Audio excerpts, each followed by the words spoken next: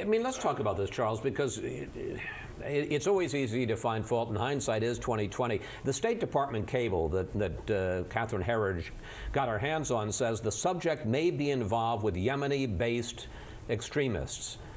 I mean, given all of the intelligence all over the world, is that a smoking gun?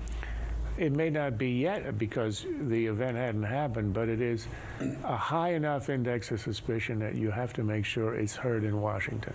Obviously, it's not a matter of the system failing, as if it's all algorithm in a computer and there was an algorithm failure.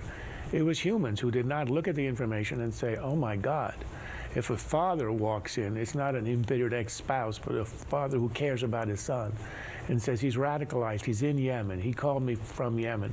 Well, that information is extremely important, and there were underlings who missed it. The larger issue of presidential leadership, I think, is this, and it starts with the Bush administration. Under pressure from the left and also their own desire to empty Guantanamo, they released a lot of Yemenis, including 2 who are now the head of al-Qaeda in Yemen. And the Obama administration has made a fetish of closing Guantanamo. It released 6 Yemenis already this month. There are 91 remaining. And I love the way the press covers all this. It says that this event in Detroit creates complications for the further closing of Guantanamo, as if the closing of Guantanamo is an unassailable absolute good, and this is going to get in the way. What it ought to do is to cause a reconsideration of the closing of Guantanamo.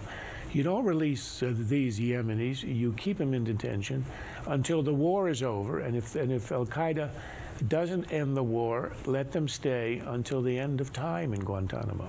Mr. Krauthammer. I dissent. The Reed affair happened 3 months after 9/11. It was a few weeks after the Afghan war. It was after the anthrax attacks. We didn't have any of these systems up and running. And this whining on the part of Democrats about how this all become political, the opposition opposes.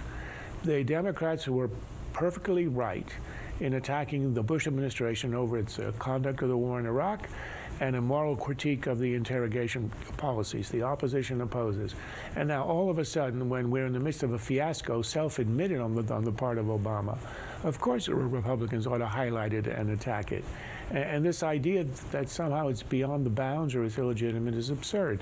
If the Democrats immortalized the words, good job, Brownie, when Bush commended the failed FEMA director over the dealing with Katrina, the Republicans are surely in their right to immortalize the words that the system worked, said by Janet Napolitano, in reaction to an obvious failure in this case.